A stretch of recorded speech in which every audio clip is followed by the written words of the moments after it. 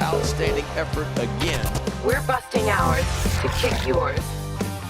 That's big time. -15. Respect all, fear none.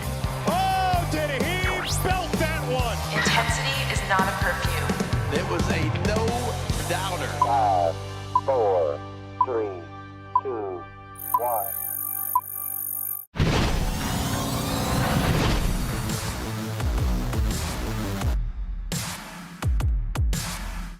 We are up in the bird's nest here at Oriole Park at Camden Yards. I'm Annie Claff, and things look a little bit differently this week around. We are in the MASN All Access Studios instead of our typical podcast room because we are going to be joined by MASN insider, our very own Brandon Hyde, who is in Milwaukee right now covering the series against the Brewers. Brendan, how is Wisconsin treating you? Not well. I don't know who I angered in terms of the road trip gods, but I have had 3 true road trips this year. I don't really count the road trip across the Beltway to DC. That's a road trip. But I have been to Arizona, I have been to Anaheim, and now I have been to Milwaukee. In Arizona and Anaheim, it was about 97 degrees. And here in Milwaukee, it is about 40 degrees and raining. So on the plus side, I understand the Midwestern emo music genre a lot better than I used to. On the downside, it is 40 degrees and raining. And we are in late May, and it doesn't feel like baseball season at all. So all things considered, weather-wise for the road trips, really just not my best performances here. Have you at least been able to go down the slide? No, I haven't. It is very upsetting to me that I have not been able to go down the slide. We had a couple of our Orioles broadcasters go down yesterday. Melanie Newman was rubbing it in my face that she went down the slide and I did not get to. So I'm very upset about that. I'm going to try to go down the slide today. Hopefully I can sneak in. I don't know who's going to catch me. I don't know when I am going to be able to make that happen, but I'm thinking 7-8 hours post-game should be enough time. Maybe security has gone home at that point, and I can sneak down the slide. That's really my only hope at this point. You could be like a thief in the night or in the afternoon for today's. That's the goal. That's the goal. But yeah. Brendan, it's been a very big weekend, big week with Orioles news. At first, though, we'll start off with some updates. We'll step away from baseball really quickly because Syracuse men's lacrosse is playing Maryland in the Final Four on Saturday, and you and I both Syracuse grads, so I think I know who we're rooting for. Amy, our producer, Amy Jennings, is a Maryland grad, so she just booed me for that. So some exciting things happening in the Maryland sphere and Syracuse for that matter. Yeah, it's nice when both traditional powerhouses are in the Final Four teams for lacrosse.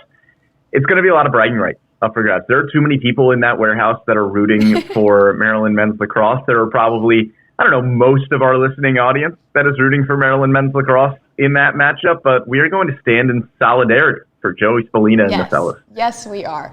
But, of course, we will come back to baseball-focused things. We've got a few injury updates. The first one is Colton Cowser is supposed to be starting his rehab assignment in Aberdeen today, and this comes at a really weird time. You are very happy that Colton Cowser is coming back, especially for this lineup. But at the same time, he's going to be all the more needed and rushed with Ramon Laureano exiting the game last night with some weird ankle discomfort. So do you have any updates, or what did you see in person from Ramon Laureano, kind of weird injury that happened there? Yeah, it's weird timing all around for everything, right? Obviously, we are going to get to the elephant in the room later on in this podcast, so talking about the dismissal of Brandon Hyde. But yeah, Colton Cowser in Aberdeen. He was getting some work in yesterday and is scheduled, weather permitting, to begin a rehab assignment today. It's tough with a broken thumb coming back because there's not much you can do rehab-wise. Obviously, you can stay baseball ready. You can be in baseball shape, but you just need to wait for that to heal. And the Orioles are certainly not going to rush Colton Cowser. Even given the Ramon Laureano injury, Cowser's long-term health is obviously the priority. And given where the Orioles are in the standings, it doesn't really make any sense to try to rush Cowser back. Laureano yesterday, really weird play. There wasn't enough communication between him and Jackson Holliday and center fielder Cedric Mullins on kind of a shallow fly ball into right field. Laureano comes charging in. He slides and just kind of gets caught underneath himself. Looked like he took a huge chunk out of the right field grass here in Milwaukee. But Tony Mansolino said he's just kind of day-to-day, and they're going to monitor that ankle. And again, there are outfield options. Dylan Carlson is still up on the active roster here. We saw him take the place of Laureano yesterday. So between Carlson, Cedric Mullins, and Heston Kjerstad, you still have 3 outfielders that you are able to field every day. Brian O'Hearn can be in that conversation as well in the corner outfield. So sounds like Laureano's injury is going to be more of day-to-day than week-to-week, but we'll see. It's one of those things that could get a lot worse in the morning, or it could be fine in the morning. So in Clubhouse today, we'll be able to check in with Laureano and see how he's doing.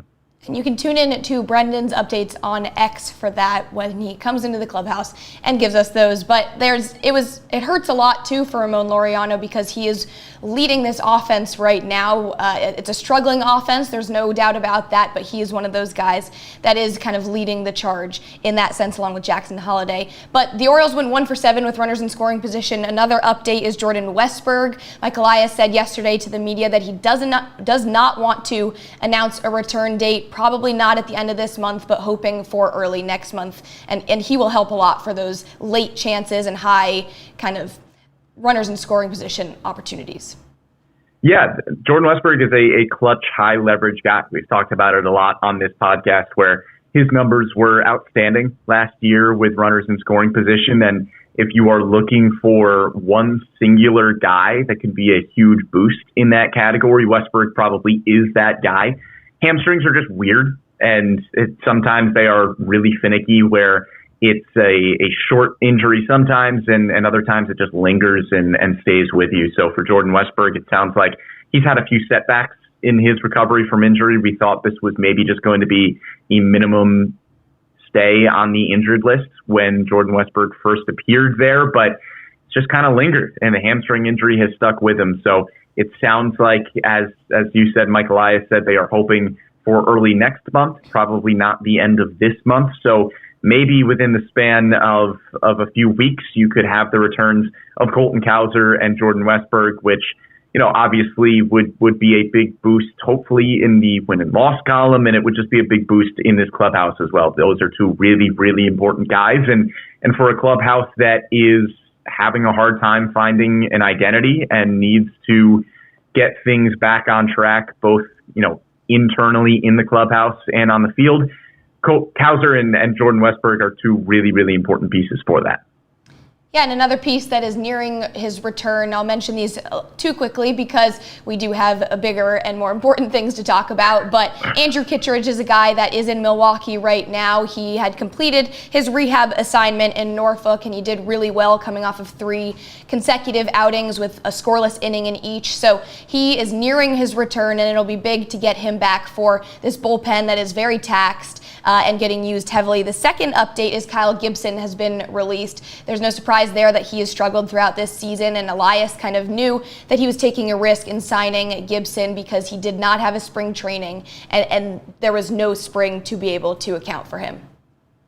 Yeah, Elias just kind of said Gibson just didn't work out, right? It's a guy that they have had a lot of history with going back to 2 seasons ago in 2023, and then you have the injuries at either the end of spring training with Albert Suarez or, pretty much the beginning of the season and spring training as well with Grayson Rodriguez, Chase McDermott, Trevor Rogers go down. So the Orioles just needed somebody, and Kyle Gibson ended up being that somebody. And it was, as I mentioned, somebody that you felt comfortable with given the history, but there were the obvious concerns of the fact that he was not ramped up. He did not have a spring training, and the Orioles needed him to get back up to the big leagues pretty quickly. And so it was a modified ramp up for Gibson. He doesn't make a ton of starts in the minor leagues before coming up, and just never really found it, just never really got into a groove.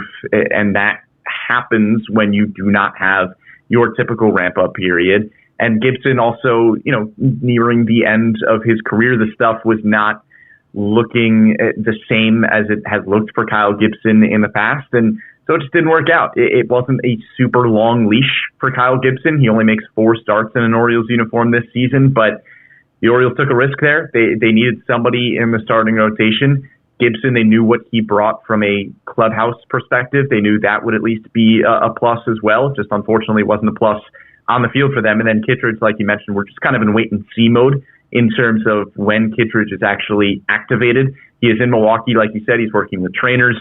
The rehab assignment presumably done for him. We are just waiting for him to get moved to the active roster to start helping this team. Kittredge will be huge coming back for this team, as well as some consistency on the pitching front. Something that Mike Elias told the media yesterday in Milwaukee is that he knows that starting pitching and pitching depth has not gone the way that it was planned, and it's definitely been a struggle for this season. He was taking accountability for that. But the main reason that Mike Elias met with the media yesterday is because that the Orioles announced on Saturday the dismissal of manager Brandon Hyde, as well as Major League Field Coordinator Tim Cousins. Hyde did a lot for this club, especially when he came in 2019 and they were at 54 and 108 and then ended 2023, 2024 back-to-back playoff appearances. So I guess just to start off for you, what you have seen, just you've been here for a big chunk of Hyde's tenure with this Orioles club and what he has done. So let's start off on the positives and what he has really brought to this clubhouse. Yeah, I mean, every player that has been asked about Brandon Hyde has sung his praises. Mike Elias started his address to us yesterday praising Brandon Hyde's work. As you mentioned, this is a team where Brandon Hyde comes in and they are in the midst of a rebuild. They are drafting really highly. It gives them the opportunity to bring in guys like Adley Rutschman and Heston Kjerstad and Colton Cowser and Jackson Holliday, because this is a team that was going through a full-fledged rebuild. Brandon Hyde comes in after the kind of mid-2010s Orioles era of Manny Machado and Jonathan Scope. Those guys have been traded and gone, and Hyde is tasked with trying to find some diamonds in the rough, trying to find some guys that are going to be able to stick around for the long haul. And he did an excellent job of curating a clubhouse where you were able to find a lot of those guys. Cedric Mullins, Austin Hayes, Anthony Santander, Ramon Urias. There are plenty of guys that made it through that rebuild and saw it into the other side, and Brandon Hyde was among that group. Oftentimes around baseball, you see rebuilds where there is a manager that is brought in to just kind of wear it, quite frankly, to take a lot of the losses and to manage the major league team while the farm system is getting bolstered, while guys are getting drafted and developing. But Brandon Hyde curated such a good culture here for a long time that he saw that team through the rebuild. He comes out on the other side, and in the span of 2 seasons, leads the greatest turnaround in Major League Baseball history in terms of the wins that you have 1 year, 2 seasons later. It's 50-something to 101, and it was one of the greatest turnarounds that the game has seen in recent memory, and it was, historically the greatest turnaround win to win total. So Hyde did a lot of really, really good things, makes the playoffs for 2 consecutive years, wins an AL East title 2 seasons ago. Last year it was 90 wins in a playoff appearance as well. But as Elias mentioned, and the impetus for making this move is that for the last year or so, you have seen the Orioles underperform based on their talent level. As Mike Elias said, second half of last year was a struggle. They still make the playoffs and, they don't limp into the playoffs. A lot of that had to do with injuries, but don't have the showing you would like them to have in the playoffs. And then this season has been what this season has been. But it was a lot of good for Brandon Hyde. And I know the recent history has been what it is, and it has to be a what have you done for me lately sort of decision. But Hyde did so many good things for this team for a long time. And it's also a tricky situation, too, for these players that really respect Brandon Hyde, and he was their only manager for their entire tenure in the big leagues, where they kind of feel like it's their fault because they're underperforming, and then it leads to the loss of a job for Brandon Hyde. So it's a really, really somber and difficult time is how Elias phrased it, because he's also been with Hyde from the very beginning with his experience with this ball club. To me, it seemed like a little bit of a surprising move, just how it happened and when it happened, but obviously, with the record aside, that was reason enough. But did it seem to you a bit early, or did you expect some other smaller moves before the dismissal of Brandon Hyde?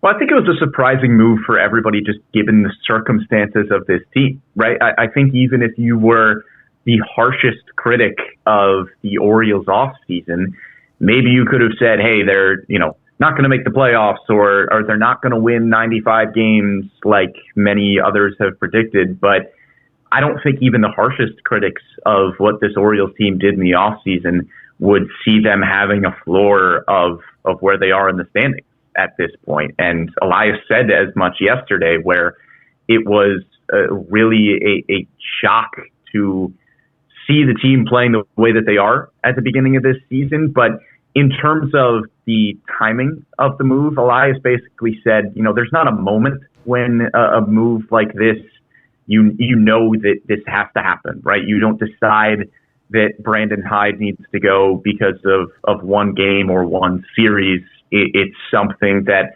has been developing since the second half of last year, more than likely, that, hey, maybe there's something that needs to change. And in this case, the Orioles decided that thing was a new voice in leadership and a new manager, which is now Tony Mansolino. But Elias mentioned that, this wasn't something that just came about in an instant. It's something that they have been mulling over for a while. But I think it's not a shock because, as Elias said, once you come to the conclusion that this is a change that has to be made, you have to make it immediately, because a manager is a position where you need to have the full support of the front office. You need to have the full support of ownership. And as soon as that begins to waver and you begin to think, hey, maybe we need a new voice here and maybe we need to shake things up, it's better to do it as soon as possible. You don't want a manager there where they don't have the full backing of the front office. That's not fair to the manager, in this case, Brandon Hyde. That's not fair to the front office. That's not fair to the players. That's just not an efficient way to run things. So as soon as Mike Elias and company knew that this was the move that they wanted to make, you kind of got to make it immediately. And it is a shock that it comes in mid-May, because it's a shock that the Orioles are where they are in the standings. As I mentioned, nobody expected them to be here, and Mike Elias, I'm sure, didn't expect to have to make a move like this where we are in just late May in the season here. Right. So you mentioned that new voice that needed to kind of make that change. And so that will be Tony Mansolino, who was previously the third base coach. He steps in as interim manager. There were a couple of options. Obviously, this is a relatively inexperienced and young coaching staff that Elias mentioned yesterday in that press conference and meeting with the media, just given not many major league coaching experience, and Mansolino has had managerial experience in the minor league level. He has been in the major league level just as third base coach and other various ways.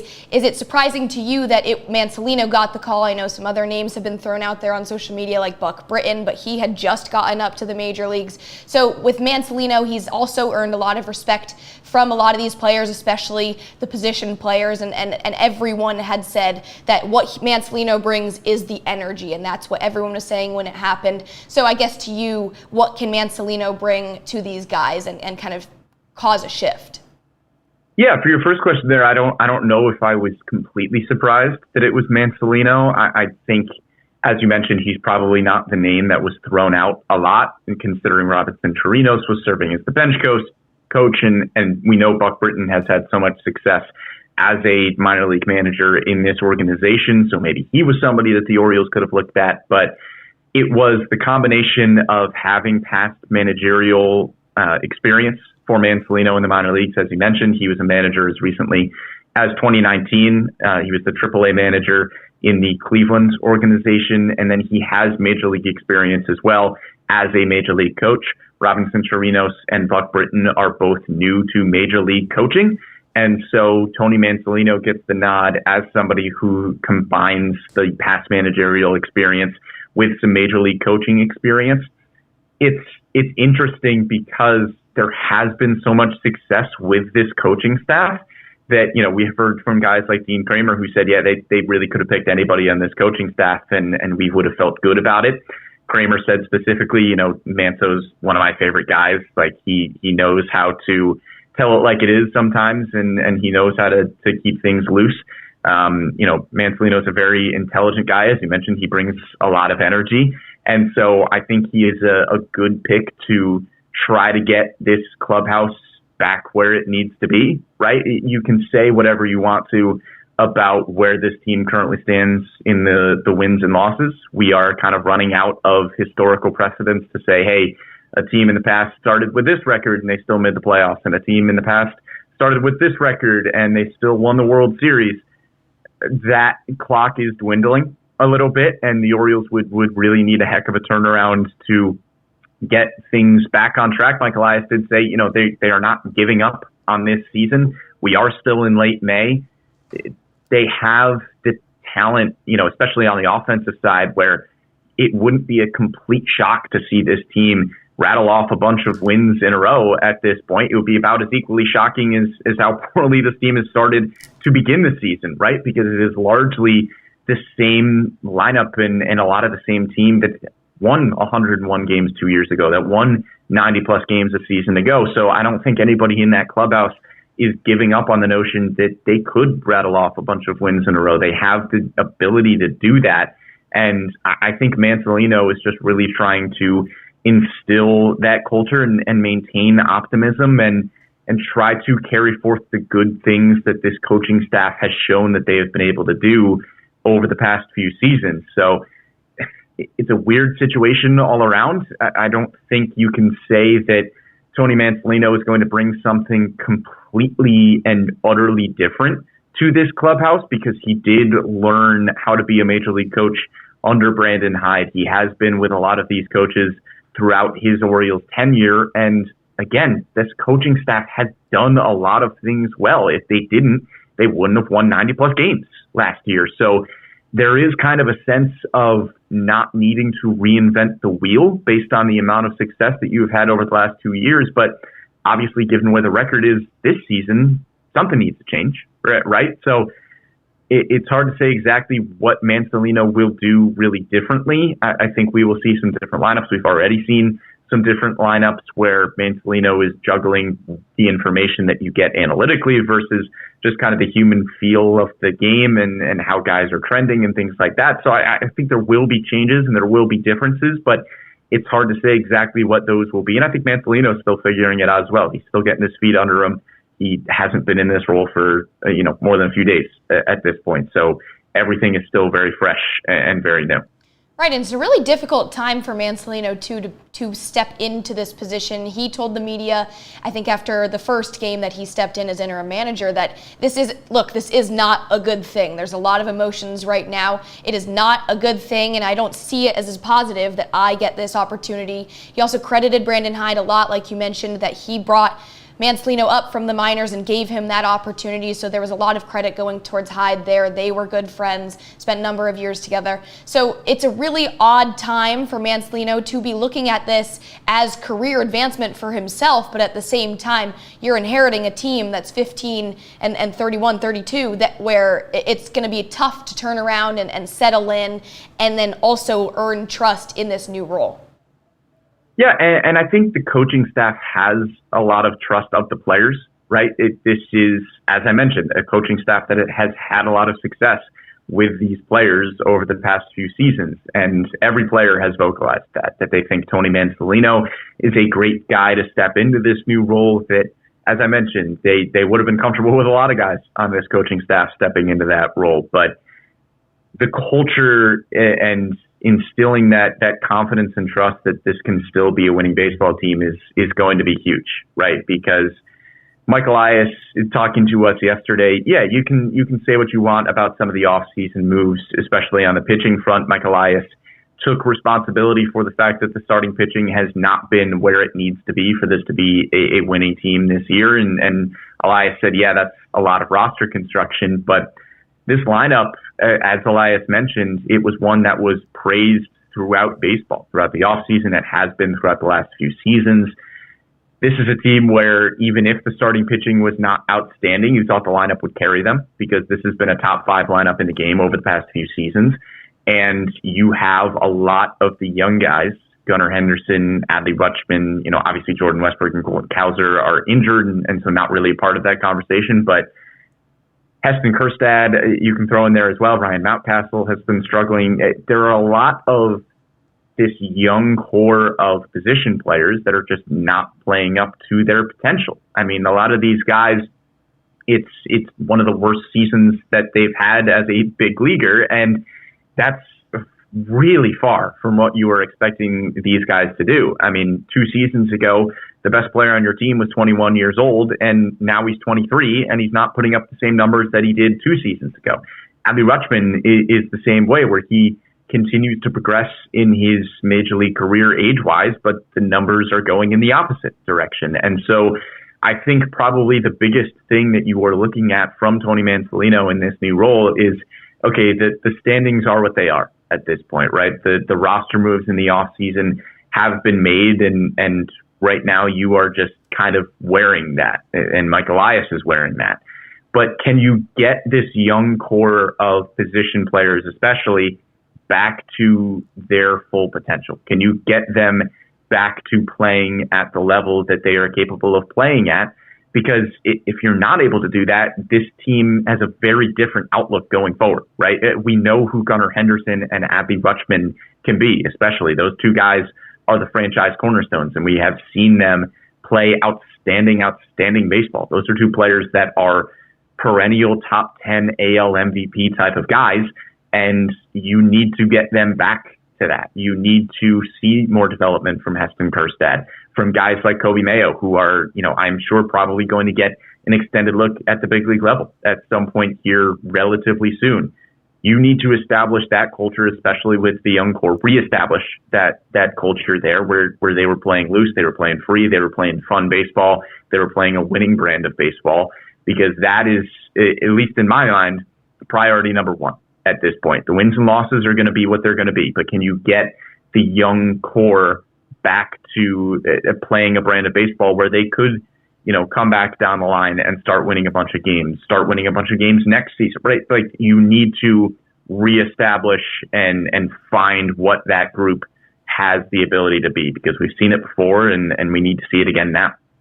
Yeah, and that was a big chunk of what Elias said in that kind of meeting with the media yesterday was, yes, that we need to find a new voice, but we also need to stabilize this team and get this young core back to what it was and getting back to being on track, because he recognizes that they're underperforming, and that's probably the most thing right now, is that these young players, because the talent is there and the talent is so raw, that they're just underperforming for some reason. And one thing that I wanted to ask you too is, he mentioned how he was kind of analyzing this organization from top to bottom and analyzing why these guys might be underperforming right now. He also mentioned that he was planning on holding another press conference soon with some other upcoming changes. Did he say anything else about that?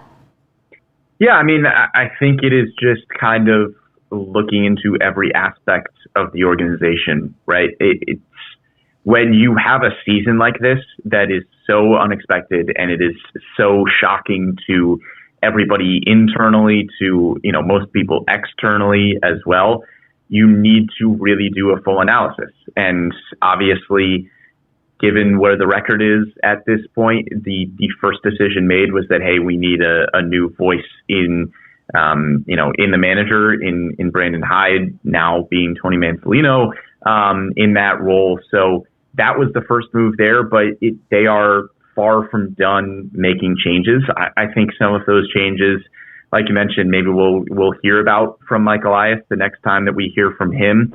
I think a lot of those changes are just going to happen internally with how they handle their day-to-day baseball business, right? It could be going from things like lineup construction. Do they change the way they look at matchups and analysis and moving guys around the lineup? And, platoon situations have been such a hot button topic of conversation. I think analytics are really easy to blame when things are not going well, and nobody points them out when the Orioles win a whole bunch of ball games like they have over the past 2 seasons. But I'm sure that is a process that the Orioles are going to look at. I'm sure they are going to look at their player development process as well. We have seen so much success down on the farm, especially with position players, of how the Orioles are developing those guys. I'm sure there's going to be continued analysis into how they can develop more pitchers down on the farm, into how they can help ease the transition from AAA to the majors, where, those growing pains maybe are not as severe for guys like, we've seen it with Colton Cowser. We've seen it with Heston Kjerstad now that he is getting more regular at-bats. We have seen it with Kobe Mayo so far in his major league career.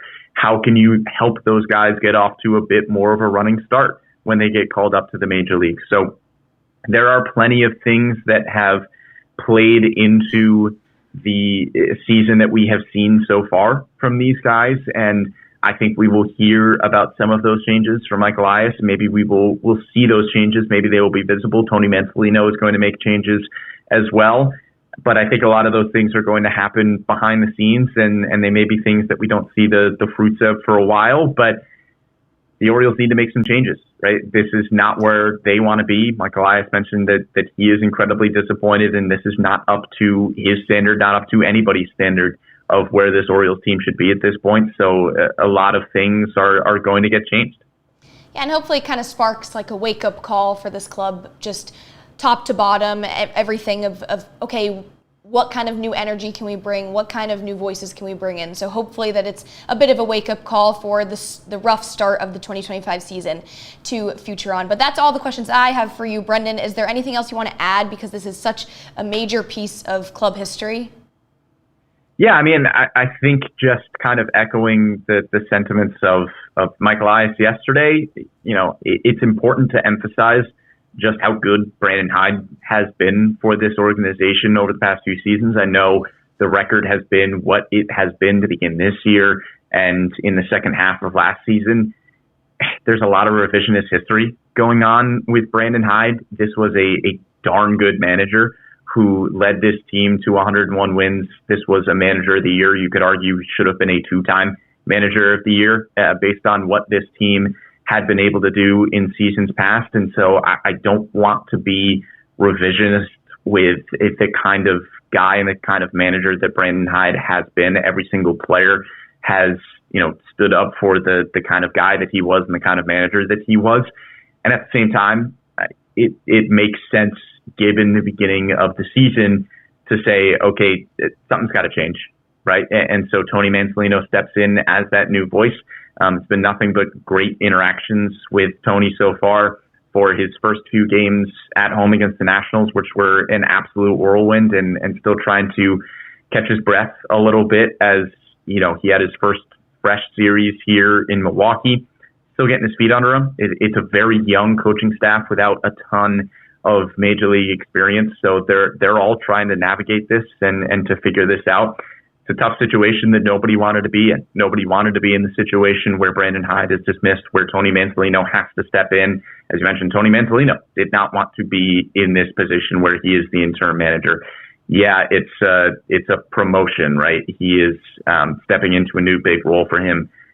If things were going well, he wouldn't be here, right? So I think it is a voice that makes sense for the Orioles at this point. It is somebody that the players trust, that the players really respect, and he is going to be tasked with, like I mentioned, the wins and losses are going to be what they're going to be. At this point, he needs to find a way, and the coaches need to find a way to get this clubhouse back on track. That's the most important thing at this point. But yeah, I guess just finally wanted to emphasize the great job that Brandon Hyde did, obviously, before this season started the way that it did. And I think the players have a ton of trust in Tony Mansolino going forward. And he hasn't found his first big league win yet as an interim manager. That's going to come. Might come today with Tomohiro Sugano on the mound. But it's going to take a lot of work. It's going to take a new voice. And this is too talented of a team to be where they are right now. And so maybe Tony Mansolino is part of that new voice and part of the new changes that the Orioles have needed to make to turn this thing around, whether it's in the win and loss column or just internally in the belief that they can still be a good winning ball club. Yeah, 100%. Hyde definitely has had his successes in this role as manager of the Orioles, and you don't want it to be tarnished with the way that it ended. And Mansolino has definitely proven himself, like you mentioned, has been very, very good. He's been a pro when it comes to media meetings and press conferences, so he's doing really well right now in this role. Like you mentioned, a roller coaster of emotions right now. So the results haven't transformed for Mansolino yet, but hopefully he can get a win under his belt soon. But Brendan, thank you so much for taking the time, waking up early before open clubhouse for us to kind of make this Bird's Nest edition happen this week. Yeah, absolutely. I'm going to go trudge around in the 30-degree rain, and it's going to be great. And thanks, hopefully Amy. make a trip down the slide. But thanks, Brendan. Well, for those who are tuning in live, thank you so much for listening. And if you missed it, you can catch us after the fact on Apple Podcasts, Spotify Podcasts, Google Podcasts, wherever you get your podcasts. But that'll do it for this week's edition of The Bird's Nest here at Oriole Park at Camden Yards. Thanks so much for listening, and we'll catch you next time.